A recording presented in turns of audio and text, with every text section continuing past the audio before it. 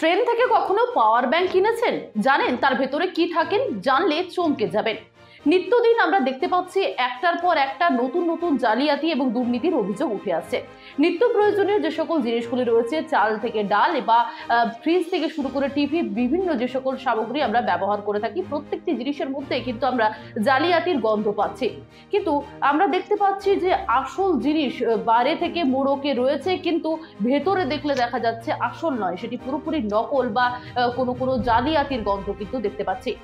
দূরপাল্লার ট্রেনে আমরা অনেক সময় দেখতে পাই যে পাওয়ার ব্যাংক বিক্রি হয়, এবং সেই জায়গায় মানুষজন যেহেতু দূরপাল্লার ট্রেনে যাতায়াত করে সেজন্য পাওয়ার ব্যাংকের দরকার হয়, কারণ পাওয়ার ব্যাংক একটি যথেষ্ট গুরুত্বপূর্ণ জিনিস বর্তমানে যারা মোবাইল বা ইলেকট্রনিক ডিভাইস ব্যবহার করে থাকেন তার জন্য।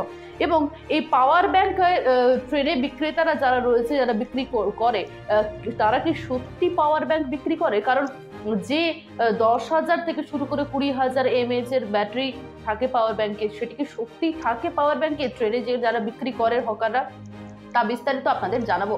না, মোটেও না। সেখানে কিন্তু 10,000 বা 20,000 যে mAh এর পাওয়ার ব্যাংক, ব্যাটারির পাওয়ার ব্যাংক, তা কিন্তু থাকে না। সেখানে থাকে একটি দলা পাকা মাটি পুরোপুরিভাবে। কারণ এমনটাই দৃশ্য ধরা পড়লো এক্সপ্রেস একটি ট্রেনে।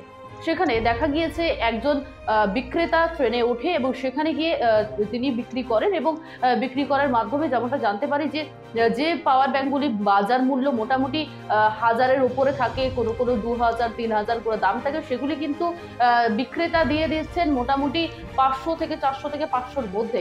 কিন্তু সেখানে এক বিক্রেতার সঙ্গে দাম দর নিয়ে দর কষাকষি হয়, এবং সেখানে বিক্রেতা শেষমেশ দাম বলে 350, এবং 350-তে রাজিও হয়ে যান বিক্রেতা।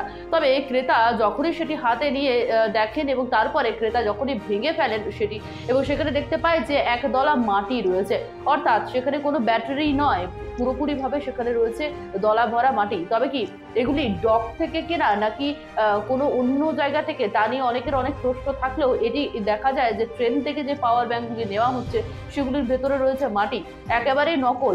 উপর থেকে দেখতে একদম মোড়কের পাওয়ার ব্যাংকের মতন মোড়ক দেওয়া, কিন্তু ভেতর থেকে নকল বা জালিয়াতির দৃশ্য বা ছবি বারে বারে উঠে আসছে। এবং এই ঘটনা যখন এক্সপ্রেস ট্রেনের মধ্যে হয়, সেখানে কিন্তু ক্রেতা বিক্রেতার মধ্যে, উভয়ের মধ্যে একটা ঝামেলা, অশান্তিকর পরিবেশ তৈরি হয়, এবং বিক্রেতা কোনো রকমে মারমুখী হয়, এবং তারপরে কোনো রকমে সে জায়গা থেকে পালিয়ে বাঁচে। তাই আপনাদেরকে জানিয়ে রাখছি, ট্রেন থেকে কখনো পাওয়ার ব্যাংক কিনবেন না।